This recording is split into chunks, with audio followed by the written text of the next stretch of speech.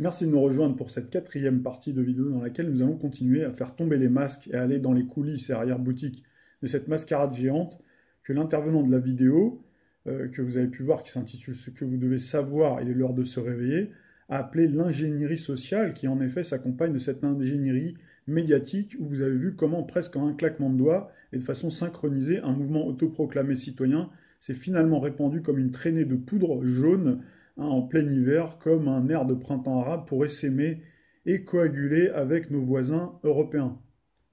Alors si certains esprits se réjouissent que nos amis belges ou hollandais, ou même allemands, ont par effet de mimétisme embrassé au même moment la même cause en enfilant le même maillot jaune, en réalité cette donnée essentielle devrait au contraire vous questionner, nous questionner tous, et nous alarmer même peut-être aussi et vous dire que ce tour de force est aujourd'hui encore davantage possible qu'hier et de façon encore plus instantanée grâce aux masses médias qui sur commande font ce qu'ils veulent. Nous en avons une preuve récente avec les printemps arabes, dont vous savez aujourd'hui qu'ils n'ont rien d'arabe et dont la situation est pire sous les régimes dits démocratiques selon la définition des commanditaires. Donc là, vous pouvez voir la photo de M. Bernard-Henri Lévy qui est décidément est dans tous les bons coups. Et donc on sait bien entendu que ces régimes-là, c'était des régimes qui étaient des tenues de main de fer, des régimes avec des personnes qui étaient autoritaires, mais qui vivaient passablement mieux qu'aujourd'hui. Si vous regardez la situation, aujourd'hui la situation elle est catastrophique. Donc vous voyez aujourd'hui monsieur BHL, un accord, vous voyez, qui appelle à la partition de l'Algérie par exemple, donc il soutient les mouvements indépendantistes, donc algérois. Donc ça, j'ai vu même des discours de sa part, disant qu'il rêvait d'un nouveau printemps arabe en Algérie. Nous retrouvons ce personnage à la réputation sulfureuse partout. Vous voyez, là, par exemple, dans ONPC, On n'est pas couché France 2 et Bernard-Henri Lévy, donc contre les Gilets jaunes, point d'interrogation, les internautes choqués. Donc ça, c'était le 26 janvier, il était invité de cette émission. Et apparemment, donc, ils n'ont pas cessé pendant toute l'émission de tirer à boulet rouge sur les Gilets jaunes. Et donc, dans un timing qui était parfait, puisque le lendemain, on avait la première manifestation des foulards rouges.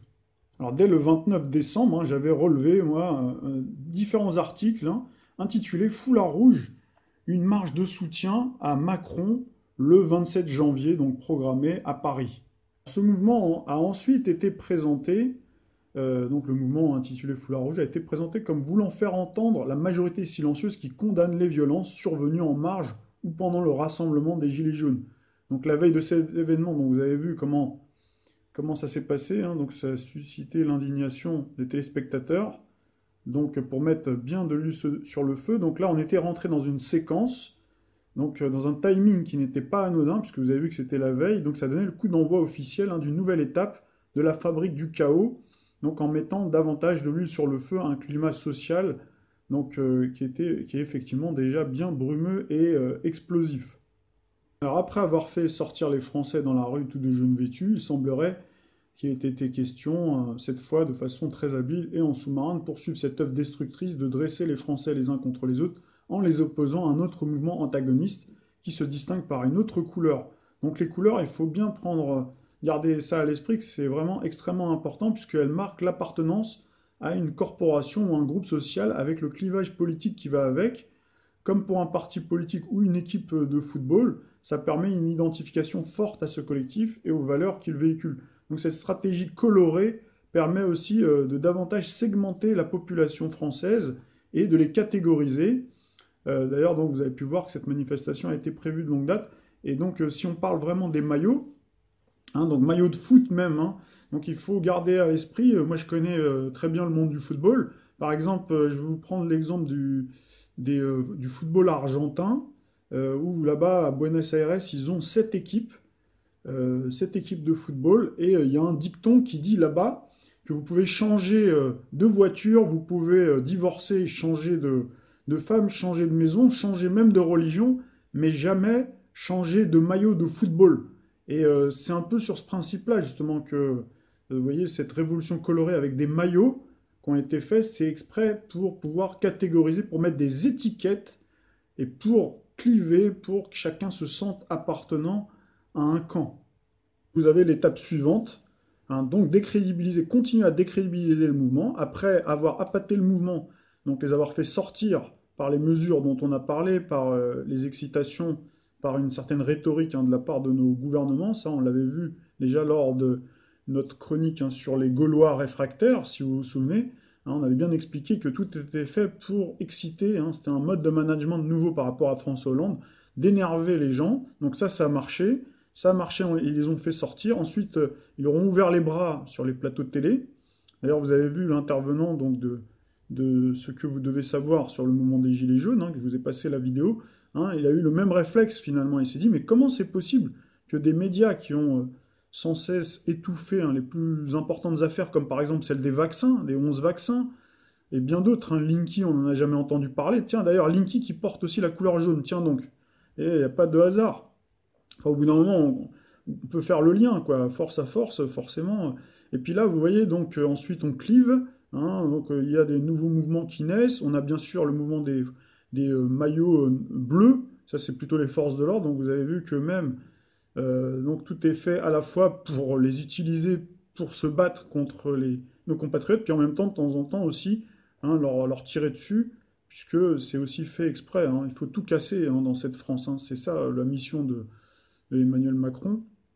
Et puis là, voilà, vous rajoutez comme une couche de lasagne, vous rajoutez encore une deuxième grosse couche, là, cette fois-ci, pour les décrédibiliser, vous voyez. Donc cette fois-ci, les gilets jaunes décrédibilisés par des actes antisémites, point d'interrogation. Donc ça, c'est le nouveau, donc la nouvelle trouvaille donc, de nos têtes pensantes. Donc là, c'est quelque chose d'assez terrible, puisque forcément, ça a deux fonctions. Ça a une fonction à la fois de continuer à cliver, bien sûr, de créer un sentiment d'injustice, puisque là, ils prennent, donc j'imagine qu'il y en a dans l'eau qui sont très probablement antisémites, mais comme dans plein de mouvements comme ça, quand il y a un mouvement social, il y a forcément un peu de tout, quoi. Donc on avait vu déjà par rapport aux casseurs, donc qui a été introduit aussi, puisqu'il y a des faux casseurs qui se sont introduits. Donc là, rien ne dit que par exemple sur ces boîtes-là, où on a mis des croix gammées, etc., est-ce que c'est pas des gens qui sont sur commande, finalement? Bon, après, voilà, les caméras aussi ont capté quelques personnes, effectivement, qui proféraient des insultes antisémites. Donc voilà, après tout ça, vous voyez, est monté en épingle. Donc, pour le reste du mouvement, deux alternatives se présentent à eux, ceux qui participent en tout cas au mouvement des Gilets jaunes. C'est soit ils se disent bon, moi je me désolidarise de ce mouvement, donc du coup ça peut l'affaiblir. En tout cas, les gens qui peuvent se laisser intimider vont dire non, moi c'est bon, j'arrête. Il y en a d'autres, au contraire, ça va les radicaliser et ça donne encore plus le sentiment d'authenticité que le mouvement a été vraiment est parti d'un mouvement citoyen. Ce qu'elle avait de pire en elle. Et quelle est la part de responsabilité que vous vous sentez avoir? Il y a de la haine dans notre pays et il y a de l'antisémitisme qui ne date pas d'aujourd'hui. Et ce mouvement, en tout cas ce qu'il est devenu, a permis de libérer cette parole, de libérer ces actes qui doivent être condamnés. On commence par le référendum d'initiative citoyenne et on finit avec l'antisémitisme. On commence avec Rousseau et on finit avec Doriot. Mais c'est pas les marges, ça. C'est le cœur du mouvement. La haine de ce mouvement, c'est la haine et la violence. C'est le terrorisme total. C'est une société totalitaire qu'ils ont dans la tête. Des gilets jaunes reprenant en chœur la chanson d'un humoriste controversé, des banderoles associant les juifs à l'argent, un intellectuel d'origine juive pris à partie lors des manifestations. Les gilets jaunes seraient-ils des antisémites? Cette scène d'antisémitisme, c'est très rare de la voir, d'entendre les insultes antisémites. C'est pour ça que ça choque. Mais bien sûr, bien sûr. On se dit, mais c'est pas possible, pas en France, pas aujourd'hui. C'est pour ça que l'émotion est tellement vive encore ce matin. Nous n'en revenons pas d'avoir vu ce que nous avons vu. Alors aujourd'hui, l'alternative est simple, soit les gilets jaunes se ressaisissent, je ne sais pas ce que ça veut dire, ils s'organisent, ils font en sorte que dans les manifestations désormais, 6 manifestations il y a, parce que ras-le-bol aussi des manifestations, 6 manifestations il n'y a plus d'antisémitisme dans les manifestations, ou alors ça continue comme ça, dans le naufrage moral et intellectuel le plus complet, ce mouvement n'a plus rien à voir avec la République, ça continue comme ça, et ce sera sans doute l'un des pires mouvements que la République ait engendré. Hélas, on en est très triste. Au début, on comprenait les gilets jaunes. Aujourd'hui, on n'a plus envie de les entendre. Petit tour sur nos cartes du ciel.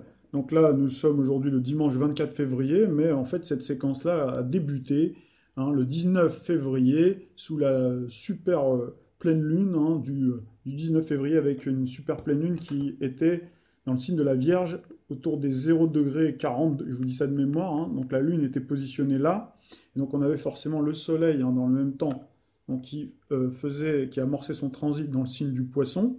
Donc ces deux éléments, les deux luminaires, en fait, activaient donc le cycle hein, Jupiter-Neptune. Donc Jupiter, on retrouve Jupiter en Sagittaire dans son domicile. Le Sagittaire, comme vous le savez, symbolise la religion, symbolise aussi l'intolérance.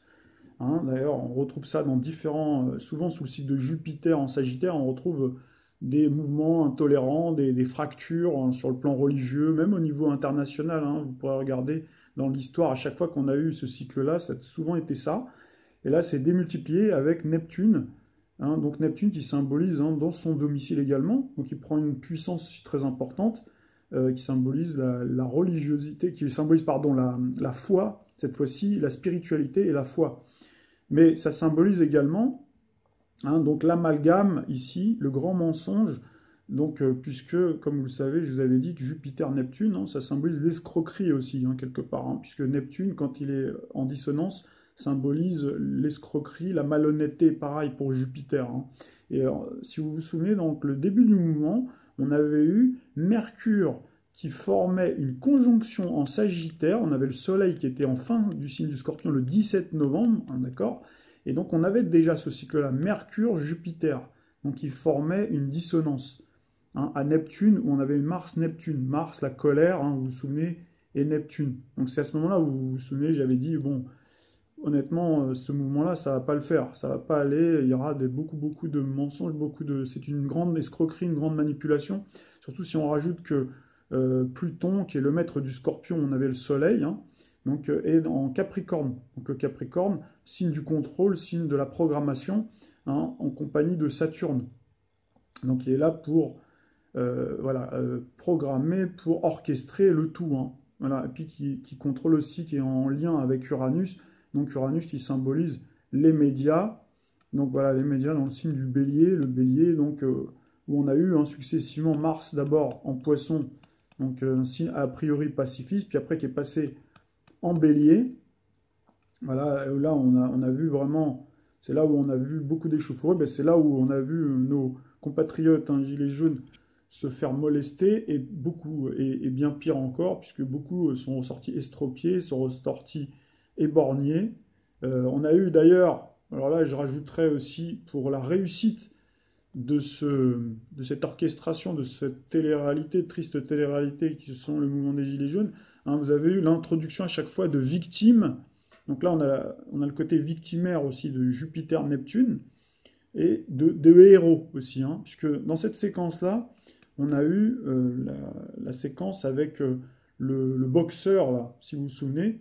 Donc, après, peu importe hein, qu'il ait été, que ce soit quelqu'un d'authentique, parce qu'il y a un doute apparemment sur le net qui subsiste sur le fait que cette personne-là est pourtant bien boxeur, ça c'est sûr, mais peut-être que voilà, il a été instrumentalisé. Voilà, on est dans le système de la télé-réalité de toute façon, donc il y a un focus qui a été fait sur lui, et vous avez vu, donc il a à main nue apparemment sauvé une dame, quoi, hein, et il s'est bagarré avec les CRS, donc c'est quand même un exploit, hein. Là on a l'impression que c'était un film, hein. On avait l'impression d'assister à Braveheart, quoi, hein.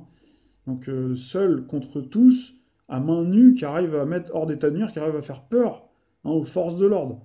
Donc bon, voilà, ça me paraît hyper gros, quoi, mais pourquoi pas, après tout, bon, c'est vrai qu'il est costaud, on voit que c'est un sacré gaillard, quoi, hein. Pourquoi pas, moi je me dis que bon, normalement les flics, avec tous les moyens qu'ils ont, voilà, les flashballs, etc., s'ils avaient vraiment voulu le mettre hors d'état de nuire, ils l'auraient mis hors d'état de nuire. Mais bon, admettons, voilà, de toute façon, le focus a été fait sur lui pour, vous voyez, à la fois le montrer en héros, donc ça l'a érigé en figure de proue, donc un véritable héros vis-à-vis des Gilets jaunes. Donc ça, il y a eu toute une admiration, et en même temps, vous voyez, tout a été fait aussi pour le mettre dans une position de victime, quelque part, puisqu'il y a eu une sentence qui est tombée sur lui, donc qui est quand même censé, même si effectivement il n'a pas à faire ça, on va dire, on part du principe qu'il n'a pas à se bagarrer avec la police, certes, mais voilà, la sentence qui est tombée était disproportionnée. Et en plus, vous avez vu, il y a eu aussi l'émotion, où il s'est excusé sur la toile, etc. Donc ça, je sais qu'il y a beaucoup de gens qui sont, vous voyez, qui ont été choqués, qui ont été tristes, quoi, et que forcément, on prend fait et cause pour. Voilà un peu comment on enracine. Donc je dirais, à chaque fois, il faut, dans ce type de scénario, hein, surtout que l'on veut revisiter. Donc, c'est en tout cas ce que veulent les scénaristes, hein, de ce mauvais film, dont beaucoup sont acteurs malgré eux, c'est justement de créer aussi qu'il y ait à chaque fois des héros et des victimes. Et cette séquence-là, par exemple, hein, vous avez eu monsieur Éric Drouet, qui aujourd'hui d'ailleurs lance un appel aux Gilets jaunes à venir tous sur Paris pour le prochain acte, donc je crois que ce serait le 15 mars. Hein, on a même en ce moment des bruits aussi qui circulent d'insurrection, même qui serait même militaire, hein, paramilitaire, et là ça va rejoindre, hein, on va en parler dans quelques instants, donc l'autre volet, puisque là on s'achemine, bon on est encore très loin du cycle prochain de Jupiter en Capricorne, mais vous vous souvenez qu'on avait dit que on serait dans un régime qui serait vraiment autoritaire, hein, on va rentrer dans un régime autoritaire, et c'est fait pour, c'est-à-dire que là, tout ce qui est en train de se passer, à chaque fois, on voit qu'il y a des nouvelles lois liberticides qui tombent, hein, ou en tout cas, il y a un travail qui est fait là-dessus, hein, jusqu'à ce qu'on arrive peut-être à une loi, une loi martiale. Mais là, vous voyez, on a à nouveau ce côté victimaire là, de cette figure de proue, donc Éric Drouet, dont vous avez vu que j'avais fait le rapprochement. En tout cas, vous avez que M. Mélenchon était fasciné justement par Éric Drouet, du fait aussi qu'il ait un nom éponyme avec un ancêtre, hein, qui avait reconnu, donc je vous l'avais dit dans la précédente partie, donc il a reconnu le roi en fuite à Varennes. Donc là, cette personnalité-là apparemment est très importante, donc à chaque fois, vous voyez, libérez-le, donc là aussi position pour enraciner encore plus le mouvement, pour donner aussi beaucoup d'authenticité, vous voyez, au mouvement des Gilets jaunes. L'autre énorme grande mascarade probable, l'autre grande paparazzade à laquelle on a eu droit, c'est le 19 juillet 2017, donc où on a eu avec fracas, hein, la démission donc, de M. De Villiers. D'ailleurs, où tout le monde a pris fait et cause, hein, pour M. De Villiers, effectivement, qui est un homme d'expérience, qui est un général, donc un militaire, donc qui effectivement a beaucoup plus de bouteilles que Emmanuel Macron, et vous vous souvenez qu'il y a eu ce bras de fer, hein, et qui a fait ensuite que M. De Villiers, donc général De Villiers, a démissionné. Très bien, mais après, voilà, on voit le général De Villiers se met au service des Américains. En réalité, M. De Villiers a été nommé apparemment par François Hollande, et c'est quelqu'un en fait qui est pro-OTAN et qui est lié à l'OTAN. D'ailleurs, si on met la carte du ciel de ce 19 juillet, hein, on avait une lune en Gémeaux, des éléments en Gémeaux. Donc le Gémeaux, le signe de l'acting, hein, des acteurs. Et donc j'ai regardé également le thème de M. De Villiers, donc qui est du signe du lion et qui est marqué par Uranus. Alors voici la carte du ciel de Pierre De Villiers, donc qui est né le 26 juillet 1956 à 8h30, donc qui est lion, ascendant vierge, avec Jupiter valorisé à son ascendant, et surtout un Uranus, donc qui est en conjonction avec son soleil, hein, en lion. Donc là, ça nous rappelle un peu le Monsieur Trump, quoi, même si Monsieur Trump c'est Gémeaux avec une conjonction à Uranus, et là on retrouve un Monsieur De Villiers, alors qui passe très bien à la télé, vous allez le voir, hein, je vais vous diffuser un documentaire. Je pense que certains ont peut-être vu tout ça, ne se sont pas trop peut-être posé de questions. Donc là, vous allez voir qu'il y a des gens effectivement éclairés qui s'en sont posés, qui ont fait tout un reportage. Donc vous allez en savoir un petit peu plus. Donc voilà, on peut se demander si ça n'a pas été finalement encore une tartufferie, une grande mascarade, cette histoire-là. Avec, pourquoi pas, un monsieur De Villiers qui pourrait revenir après, un peu plus tard, donc un peu plus tard dans le temps, hein, jouer les sauveurs, pourquoi pas, ou d'autres, hein, de son régiment, puisqu'on nous parle beaucoup en ce moment de possibles coups d'état militaires avec des gilets jaunes, etc. Enfin, il y a toute une histoire comme ça qui sent vraiment le soufre, hein, qui sent la poudre jaune. Et donc, derrière, après, pourquoi pas, un coup d'état, donc chasser Macron, voilà, comme ça les gens diront « Ouais, super, on a réussi à chasser Macron, voilà. » Puis on aura un régime après autoritaire, et là, ça se passerait avec quand on aura Jupiter, hein, Jupiter qui rejoindrait le Capricorne. Capricorne, donc qui rejoindrait Saturne, Pluton, bien sûr, hein. Éventuellement, pourquoi pas. Avec d'ailleurs, on aurait un formidable trigone. Donc ça peut se passer, pourquoi pas, dans cette période-là, ou avant, hein, ou un peu avant aussi. À voir en termes de temporalité. Je vous avoue que je n'ai pas étudié en termes de date, mais voilà, je vous diffuse le documentaire. Donc comme ça, vous pourrez vous faire vous aussi votre propre idée. Donc le documentaire hein, s'intitule Gilets jaunes, tout était prévu, est resté sous contrôle des USA, mais point d'interrogation, donc vu par 51 756 personnes. Donc vous voyez qu'à chaque fois aussi, quand on nous parle d'éveil, hein, il faut toujours bien remettre dans le contexte qu'on est sur Internet, qu'on est dans une sorte de microcosme. Hein, les gens, c'est pas parce qu'il y a un groupe de personnes avec qui vous discutez qu'ils se sont réveillés que toute la France est réveillée. Hein. Ça, il faut faire vraiment attention aussi à cet effet de loupe hein, d'Internet. Hein.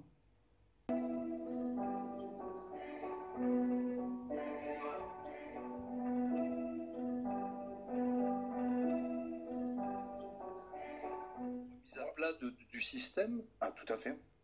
Moi, je demande déjà, nous demandons, et nous sommes plusieurs, c'est la démission du gouvernement actuel et avoir un véritable commandant, c'est-à-dire une femme ou un homme qui va prendre le devenir de la France sérieusement, parce que je vous le garantis, si aujourd'hui rien n'est fait, je pense qu'aux Européennes, nous ouvrons le large chemin à l'extrême droite. Voilà. Mais les sondages, depuis longtemps, et bien avant la crise des Gilets jaunes, les donnent favoris, de toute façon, un peu partout en Europe. Mais quand vous dites la démission du gouvernement, ça veut dire concrètement la dissolution du Parlement? Non. Je veux dire, l'Assemblée nationale est élue au suffrage. Le président est élu aussi au suffrage universel. Le gouvernement, l'équipage qui mène le navire normalement à bon port, est mis en place par le chef de l'État. Donc aujourd'hui, ce gouvernement, on le voit bien, il y a M. Castaner qui n'a pas réussi pendant 2 ou 3 week-ends à gérer le mal.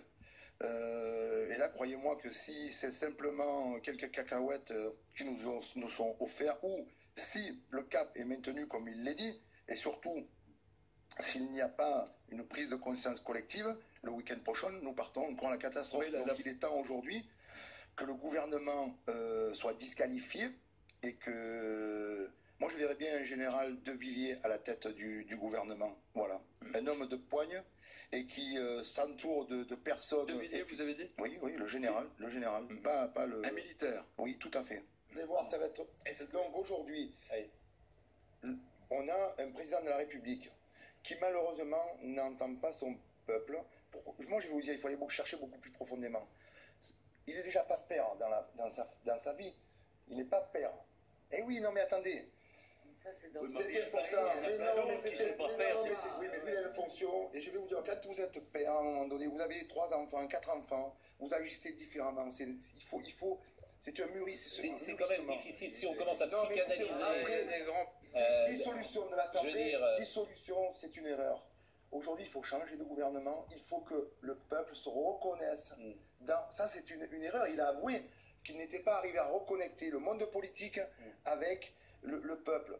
Le peuple, dans l'Assemblée nationale, il y est, puisque les députés qui sont sur le terrain sont reconnus majoritairement. Il y a des députés En Marche qui ont été élus avec 60%. J'entends ce que vous dites.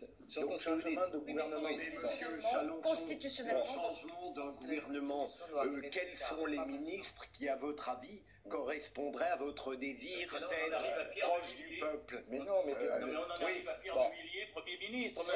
C'est vous qui l'avez envoyé. Non, mais c'est très intéressant d'ailleurs ce que vous avez dit. Vous pouvez avoir un Jean Lassalle. Oui, Jean Lassalle, le ministre bien sûr, de l'agriculture. Alors, qu'on le comprenne déjà. Non, mais Jean Lassalle, alors, oui, mais alors, je veux dire qu'on le comprenne. Philippe Bilger, là, pardonnez-moi. Ça, c'est pas bien ce que vous faites. Parce que, je vais vous dire pourquoi c'est pas bien. C'est que vous n'entendez pas précisément ce que veut dire... Mais Pascal, arrêtez de me dire que je ne comprends pas. Mais j'ai pas terminé ma phrase. Je saisis. Bon, non, mais j'arrête. Le message qui est envoyé dans ce mouvement-là, c'est précisément... Bien sûr que Jean Lassalle, il est peut-être pas précis quand il s'exprime. Bien sûr que de temps en temps, il dit tout et son contraire. Ou en tout cas, mais il représente quelque chose auquel est sensible ce mouvement, la sincérité, l'authenticité, le cœur. Mais attends.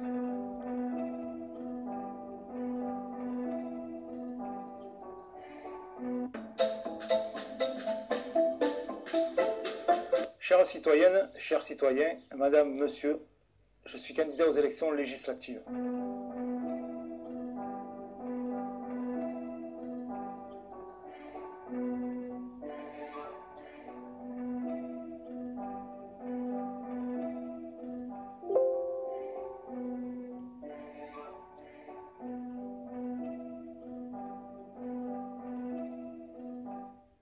Attends, j'ai le préfet qui m'appelle.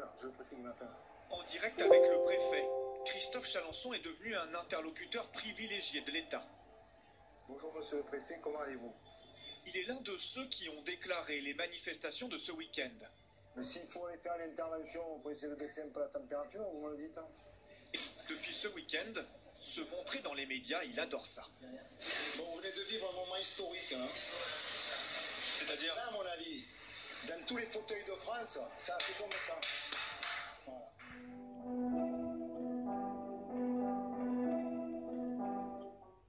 Il était le plus haut gradé de l'armée française. Pierre de Villiers, général, chef d'état-major, a présenté sa démission ce matin à Emmanuel Macron, qu'il a accepté l'épilogue d'un bras de fer entre les deux hommes, ponctué par un recadrage public du chef de l'État. C'était en fin de semaine dernière. Lilia Melconian avec Cécilia Bress et Marie Cazot.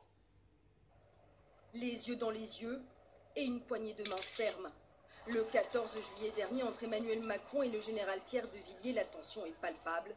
Ce sera la dernière apparition publique des deux hommes côte à côte. 5 jours plus tard, le général a pris sa décision. Il remet sa démission au président de la République. Je considère ne plus être en mesure d'assurer la pérennité du modèle d'armée auquel je crois pour garantir la protection de la France et des Français. Car Pierre de Villiers plaide depuis des années pour une augmentation du budget de la défense. Emmanuel Macron s'était engagé à ce qu'il atteigne 2% du PIB en 2025. Seulement voilà, les coupes sont annoncées. Les armées se voient amputées de 850 millions d'euros. Le 12 juillet dernier, devant les députés, le général ne cache pas son agacement. Le grand écart entre les objectifs assignés à nos forces et les moyens alloués n'est plus tenable. Le lendemain, il est recadré publiquement par le chef de l'État. Il n'est pas digne d'étaler certains débats sur la place publique.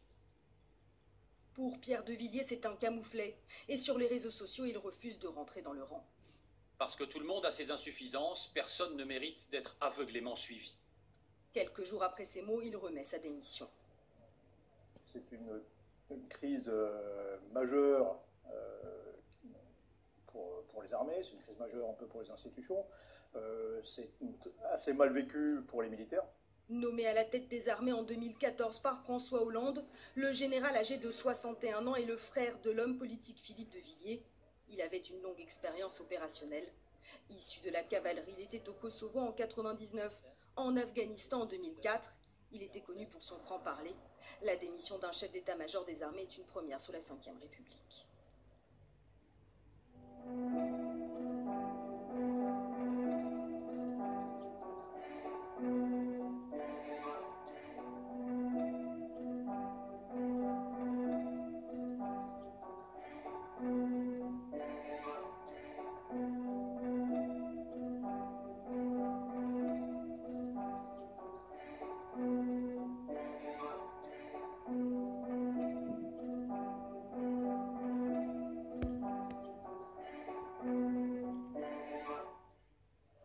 À l'Assemblée nationale ce matin, unanimité à gauche et à droite pour dénoncer la responsabilité d'Emmanuel Macron dans le départ du chef d'état-major des armées.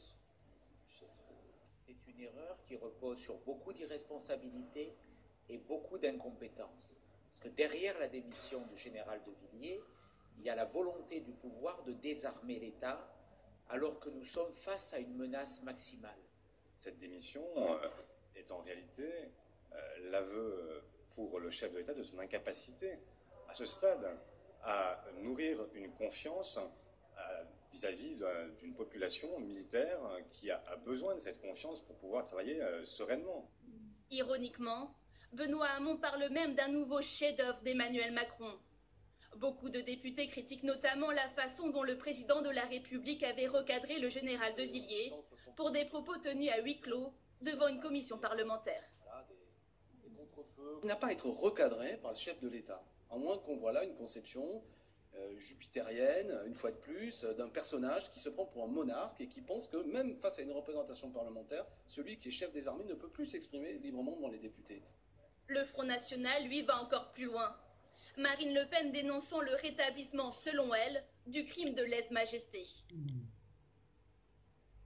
Macron a fait un très très mauvais choix. Il a en plus humilié un grand soldat devant ses hommes. Et il a fait un choix dangereux pour notre sécurité collective et pour nos soldats. Le 13 juillet, la veille, au ministère de la Défense. La veille du 14 juillet, on a toujours fait ça. Il y a une sorte de pot qui est offert aux responsables des armées, des unités qui vont défiler le lendemain. Et là, il leur fait un discours terrible sur le thème « c'est moi le chef ». Et vous n'avez pas à déballer sur la place publique. Ah, mais pas ça. Une commission du Parlement, c'est pas la place publique. Et on ne déballe pas. On fait son devoir en répondant aux questions qui sont posées par les parlementaires. Vous voyez? Alors, moi je suis intraitable sur le sujet. Les militaires doivent servir et obéir. C'est tout à fait clair. Mais leur service et leur obéissance est due à la nation. Et donc à ses représentants, les députés du peuple. Il est donc tout à fait odieux qu'on se soit saisi d'une fuite de presse. Hein, parce que, évidemment, toute la presse est dans les fuites. Hein, pour s'emparer de cette question, pour faire une tentative autoritaire de démonstration de force. Alors, pourquoi? Après tout, on pourrait admettre que, bon, bah, après tout, il roule un peu les mécaniques, le président de la République, il veut montrer qu'il a tout compris. Il est un peu dans l'ivresse des sommets. Hein. Dans le Figaro, ils ont rappelé une formule qu'avait utilisée Macron à propos, où il parle de mes soldats. Bon, doucement là, il faut se calmer. C'est pas tes soldats, c'est ceux du pays. Bon, on voit bien qu'il y a quelque chose qui tombe pas rond dans sa manière de manier l'autorité. Mais là, ça tombe très mal. C'est pour ça que c'est grave. C'est grave quant au principe qui est violé. Le général devait dire ce qu'il pensait. Le huis clos devait être respecté, et c'est pas au général de payer cet abus qui est de faire fuiter pour provoquer un incident et provoquer la réaction du président de la République totalement excessive. C'est vous qui aviez conseillé à Emmanuel Macron de prolonger le contrat, entre guillemets, du général de Villiers? Oui, je peux le dire. Je pensais que le général de Villiers était l'homme qui, depuis 10 ans, grosso modo, entre major général et chef d'état-major des armées à la manœuvre, était en mesure, pour l'année qui vient, de remplir les deux contrats très très importants, qui sont la revue stratégique, qui est déjà lancée, et la loi de programmation militaire, qui va lancer les armées pour les années à venir. Ça veut dire que c'est un coup dur pour le chef de l'État, cette démission? C'est un coup dur surtout sur la façon dont cela s'est passé.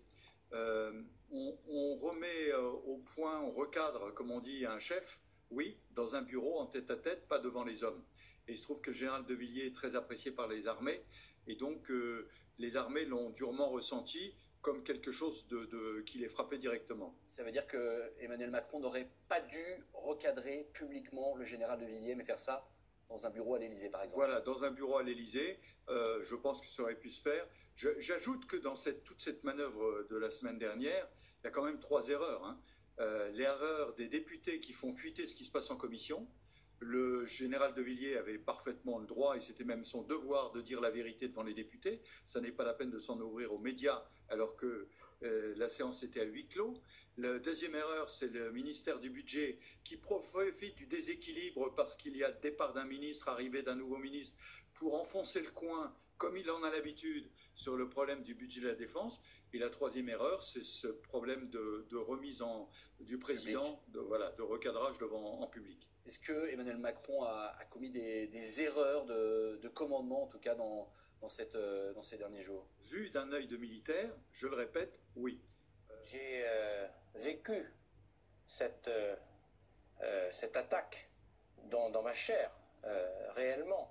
Nous, dans l'armée, nous tirons à balles réelles. Nous savons ce que c'est que la mort. la blessure et les blessés, qui sont pour l'essentiel dans l'armée très jeunes, sont pour moi toujours un repère et permettent de garder l'humilité et la modestie quand on est chef d'état-major des armées. Eh bien, moi je m'incline modestement devant les victimes, devant les blessés du Bataclan. J'en ai rencontré souvent, notamment à l'hôpital Percy, quand j'allais visiter les blessés militaires.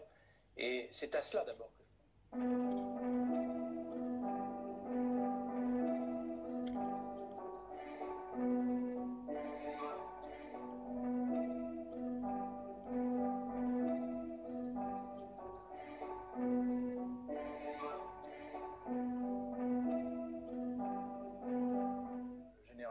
est un grand admirateur de l'OTAN. Il se félicite du rôle de la France. Il se félicite que les systèmes français soient intégrés justement avec les systèmes américains. Je cite page 180. Les Américains connaissent tout autant l'efficacité de notre armée de terre. Nous étions à leur côté en Afghanistan. Nos forces spéciales travaillent en étroite relation avec eux. L'OTAN est encore nécessaire pour développer l'interopérabilité des procédures et des états-majors, outil indispensable dans les opérations complexes internationales, comme celles que nous avons menées au Kosovo ou en Afghanistan. Donc c'est aussi un peu paradoxal, c'est-à-dire que la question de l'OTAN ne devrait pas se poser en tant que nécessité de faire progresser l'interopérabilité, etc. La question c'est est-ce que la France a un intérêt quelconque à participer à l'OTAN? Quelle est la menace? Dans la mesure où en plus c'est avec le 5e article du traité de l'Atlantique Nord, nous serons engagés automatiquement aux côtés de n'importe quel pays de l'OTAN qui sera en guerre. Donc cette question-là sur quelle est la menace ne se pose absolument pas pour le général de Villiers qui valide tout, y compris donc cette opération au Kosovo qui s'est faite contre le droit international. Et donc ça aussi c'est quelque chose qui est typiquement à gauche, c'est-à-dire que le droit international ne compte pas. Ce qui compte, c'est la prédominance et la supériorité des valeurs que la République française est censée porter. Alors justement, le général de Villiers essaie de définir cette menace. Et voilà ce qu'il écrit, page 172, sur l'OTAN. Cette alliance de défense a pour but de sauvegarder la paix et la sécurité, et s'est élargie au fil des décennies pour compter aujourd'hui 29 membres. Alors ça, c'est complètement faux. Je reprends l'exemple du Kosovo. Il ne s'agissait pas de sauvegarder la paix et la sécurité, mais de permettre la création d'un État fantoche sur des bases islamisto-mafieuses. Donc l'OTAN n'a absolument pas apporté la sécurité à personne, mais au contraire, un abcès de fixation du terrorisme et de la mafia en plein cœur de l'Europe. Je cite toujours par page 173.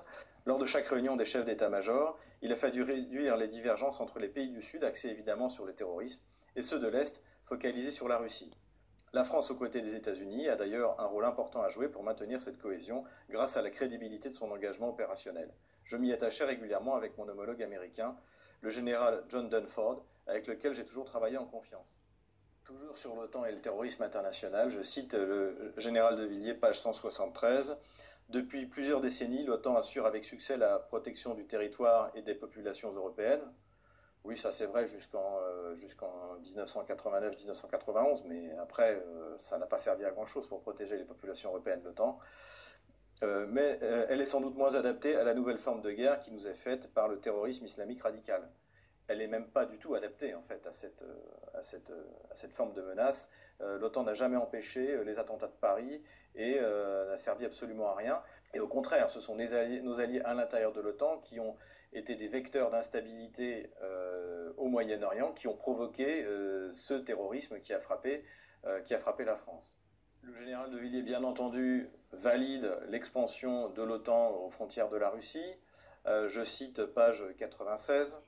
La France participe aux mesures dites de réassurance conduites sur le territoire et aux approches des pays d'Europe centrale et orientale, membres de l'OTAN, par exemple les missions de police de l'air dans les pays baltes avec ses avions de chasse, les missions de surveillance maritime en mer Baltique, le détachement terrestre blindé mécanisé en Estonie, puis en 2018 en Lituanie. Ces missions sont utiles pour garantir la sécurité de ces pays dans la zone, mais elles sont aussi une preuve de l'engagement de notre pays au profit de ses alliés. Contre la Russie, est-ce que le général de Villiers pense sérieusement que la Russie a l'intention d'envahir les pays baltes? Combien cela coûte à la France de déployer des unités à plus de 1000 km de leurs frontières? Quel est l'intérêt? Quel est le risque? Quel est le danger? Quel est le niveau de risque que la Russie envahisse les pays baltes? Aucun. Le général de Villiers s'affirme également comme étant un européiste convaincu qui a une véritable pensée de centre-gauche. Intéressant d'ailleurs, dans la page 166, justement, il parle de Jean Guiliani. Au-delà des discours proclamant la nécessité de refonder une Europe fédérale et en même temps une Europe confédérale et en même temps supranationale, que pouvons-nous nous mettre en place concrètement? Les militaires n'ont pas besoin d'idéologie mais de pragmatisme. Ça, c'est une forme de pensée qui est très présente au sein des élites de l'armée française, c'est-à-dire que le militaire ne pense pas. Sous-entendu, les militaires n'ont pas besoin de réfléchir sur l'utilité, la légitimité ou le bon sens de l'idéologie qui motive le gouvernement français, mais simplement exécuter les ordres. Donc le général de Villiers, en matière de politique étrangère, est un homme profondément à gauche, dans la tradition girondine de faire la guerre aux tyrans, dans la tradition de la Troisième République de Jules Ferry, de disperser nos forces dans des conquêtes coloniales au nom du droit des races supérieures pour y répandre la bonne nouvelle républicaine et démocratique. Il est de gauche dans son atlantisme. Il aurait sans doute fait partie de ces généraux qui se sont opposés au général de Gaulle lorsqu'il a quitté le commandement intégré de l'OTAN. Pour lui, l'armée française n'est pas là pour défendre les intérêts de la France, mais une espèce de vision postmoderne, et l'intérêt supérieur de la France n'est pas le problème qui se pose au général de Villiers.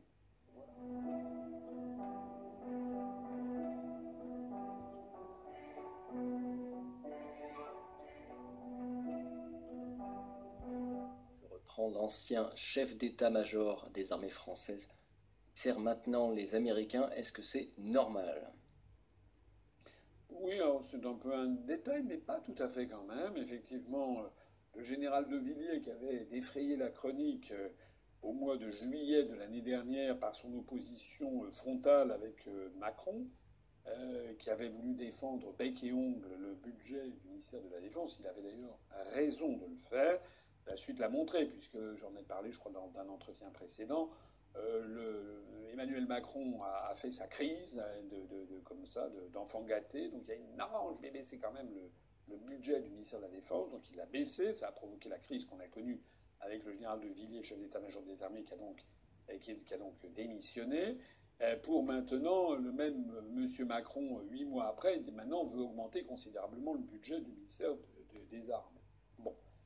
Alors, ce qui est décevant, c'est très décevant, c'est d'avoir appris en effet que le général de Villiers a décidé d'aller pantoufler, si j'ai bien compris, c'est dans un cabinet de conseil anglo-saxon, dans le Boston Consulting Group, le BCG, c'est pas connu, est un des grands cabinets d'audit anglo-saxons. Voilà.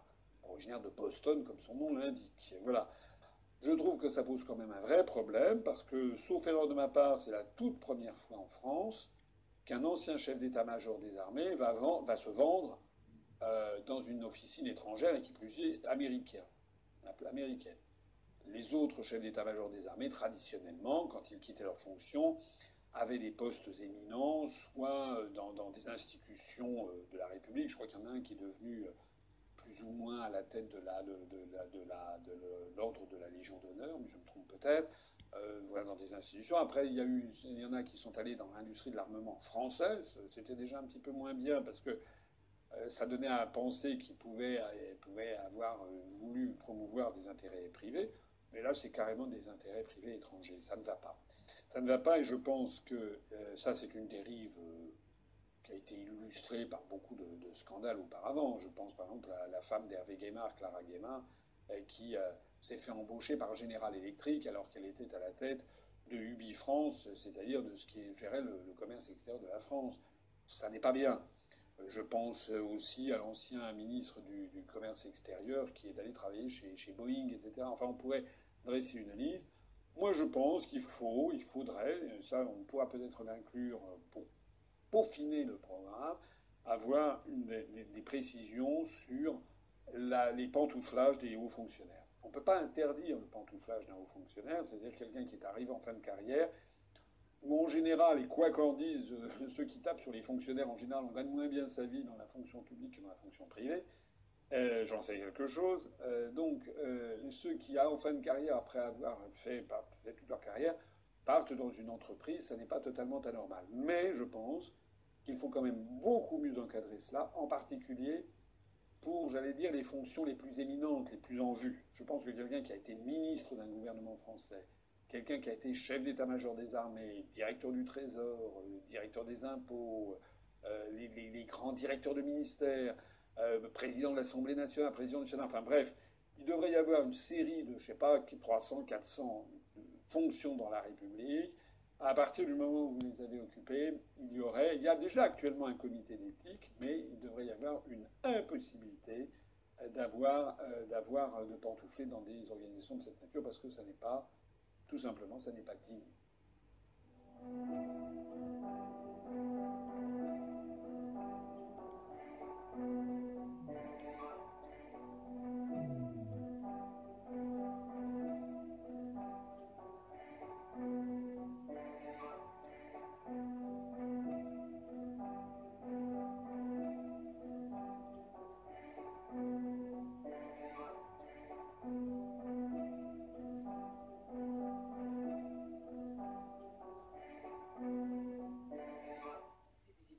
Qu'est-ce qu'une autorité juste? Il se définit comme un praticien de l'autorité, a passé 43 ans dans l'armée pour finir chef d'état-major avant de démissionner en juillet 2017, l'an passé, après la réduction du budget de la défense annoncée, désavouée par le président de la République. Un coup d'éclat, une première dans l'histoire de la Ve République. Une décision dont il dira qu'elle était devenue pour lui un devoir, personnel et collectif. S'il respecte les traditions de la Grande Muette, ce général d'expérience a décidé de parler aujourd'hui dans un livre, Servir d'abord, puis Qu'est-ce qu'un chef, qui paraît chez Fayard. Une question d'actualité. Bonjour, général Pierre de Villiers. Bonjour madame. Bon, j'ai pas fait mes classes, vous l'entendrez tout de suite. Vous pouvez rester. Je dis bonjour général, je dis monsieur Normalement, de Villiers. vous dites bonjour général. Bon, bonjour général, je recommence. Les médias américains présentent une France en guerre. Le Times parle d'une atmosphère de guerre civile. Général, sommes-nous en guerre? Alors c'est une vraie question. On est en guerre parce que l'ancien chef d'état-major des armées que je suis ne peut pas vous dire que nous soyons en paix. Il y avait, quand j'étais chef d'état-major, et c'est encore le cas aujourd'hui, tous les jours des attaques extrêmement meurtrières, des morts et des blessés de par le monde sous le coup du terrorisme islamiste radical. Et puis on voit bien les pressions qui s'exercent à la fois en mer de Chine, au Levant, mais aussi en Afrique du Nord et en Europe de l'Est. Les pressions au travers du retour des États-puissances, pour l'essentiel des anciens empires, qui réarment depuis une dizaine d'années de 5 à 10% par an. La conjugaison de ces deux menaces, finalement distinctes mais pas totalement disjointes, on le voit en Syrie, puisque tous ces pays sont plus ou moins représentés en Syrie pour combattre le terrorisme, en réalité avec chacun leur agenda.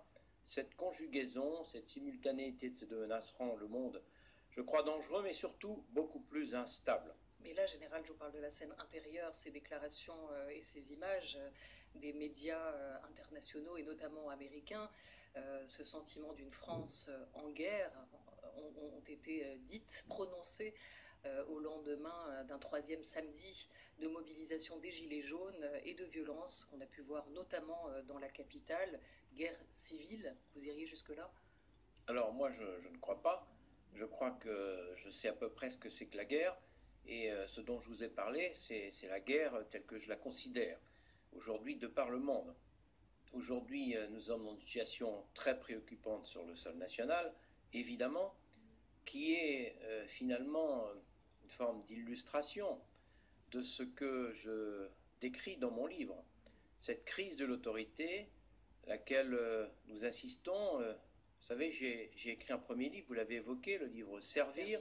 Je suis allé faire beaucoup de séances de dédicaces dans toute la France, une trentaine de déplacements, et j'ai vu le changement de climat progressif. Beaucoup d'espérance en début d'automne 2017, puis une certaine inquiétude, et puis durant l'hiver et début du printemps 2018, le doute, on dit souvent le doute c'est le début de la défaite, et puis durant l'été, un début de colère sourde, colère j'allais dire populaire. C'est pour ça que j'ai accéléré la rédaction de ce livre, parce que je crois que ce fossé qui se creuse entre ceux qui sont au sommet et ceux qui sont à la base est de plus en plus important, et il faut le combler. Ce fossé, c'est pas simplement dans la société, c'est aussi dans les entreprises, dans les associations, dans le sport. Dès qu'il y a un sommet et des gens qui exécutent, on voit bien qu'il n'y a plus cette confiance suffisante. Il vous a fallu sortir de cette bulle qu'est l'armée pour constater cette colère-là. C'est quelque chose que vous n'avez pas retrouvé dans les rangs de l'armée quand vous y étiez.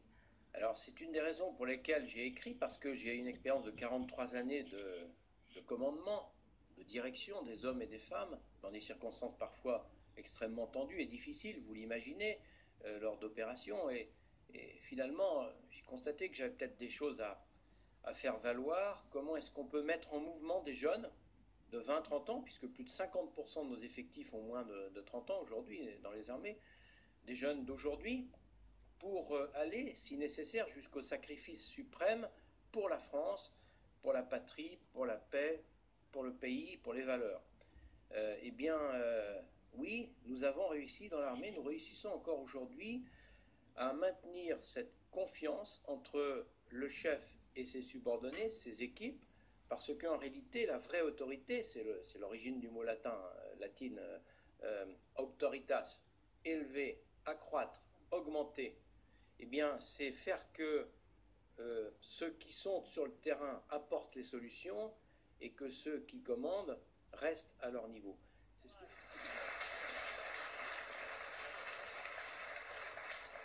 Il faut expliquer quand même que vous-même, j'imagine, vous avez été très surpris par le succès. Quand on fait un livre, c'est pour qu'il soit lu, ça va de soi. Mais quand même, quand vous avez publié Servir, chez Fayard, votre premier livre, vous ne vous attendiez quand même pas à un tel succès, avouez, mon général. Non, pas du tout, non. Vous savez, j'ai eu une succession d'étapes imprévues à partir de début juillet 2017, puis après avec mon départ. Ensuite, le 20 matin, quand je me suis réveillé, je me suis dit, qu'est-ce que je fais? Parce que vous avez démissionné le 19 juillet, après le défilé. Hein. Dans la foulée, finalement, c'est une vie qui s'arrête. 43 années, c'est quand même pas rien. Et puis finalement, je me suis lancé dans cette aventure de l'écriture. C'était mon premier livre. Je ne connaissais pas du tout l'exercice et j'ai été agréablement surpris parce qu'on en a vendu 140 000. C'est un grand succès. Puis après, j'ai fait le tour de France. Ça a été merveilleux de pouvoir rencontrer les Françaises et les Français. C'est un exercice là aussi que je ne connaissais pas. Très intéressant. Alors, après Servir, voilà donc Qu'est-ce qu'un chef? Un livre qui va m'être utile ici avec Christine Angot et Charles Consigny. Je crois que je vais réviser totalement ma façon de faire avec... Je n'ai pas écrit pour vous, mais vous pouvez le lire. Alors, tout à l'heure, on parlera football, forcément, parce que vous évoquez le football dans votre livre. J'espère qu'on va parler football, parce que là, vraiment, c'était ma soirée. Hein. Ah oui, c'est une de vos passions, mais moi, j'ai eu surtout des surprises dans votre livre, parce que je me suis aperçu qu'un général pouvait être écolo. C'est vrai. Et alors même... Ça va surprendre, hein, parce qu'on connaît votre nom, on connaît votre frère, Philippe de Villiers. Vous pouvez même parfois être de gauche, dites donc. Ça dépend ce qu'est être de gauche. Ça m'a pas sauté aussi. Ah bah quand même, richesse et pauvreté qui accroissent les tensions.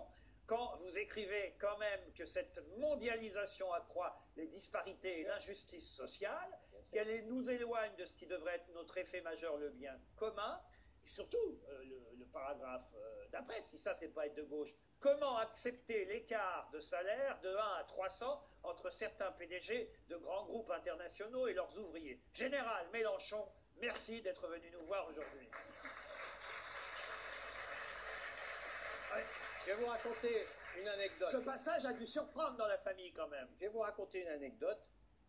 Quand j'ai fait mon audition, qui a fait un peu de bruit juste avant de partir, commission de la défense à l'Assemblée. J'ai eu les félicitations de l'ensemble de la classe politique. Et finalement, c'était un beau compliment parce que une armée incarne la nation dans sa diversité, dans sa richesse, dans sa globalité. Et j'ai eu la chance d'être félicité par l'ensemble de la classe politique. Alors, moi, si être social, si effectivement dire un écart de salaire de 1 à 300, ça ne pourra pas durer éternellement. Alors que nous, on est à 1,8 aujourd'hui. Eh bien, moi, je suis fondamentalement social. J'ai vécu dévoué à l'ensemble des équipes, des soldats, marins, aviateurs que j'ai commandés pendant 43 années, parce que toute autorité est un service. Et je considère que quand on est chef, on n'est pas là pour les honneurs, mais notre honneur, c'est de nous dévouer à ceux que l'on commande. C'est le cœur de mon livre, C'est le cœur de ce que j'essaie d'être modestement, humblement.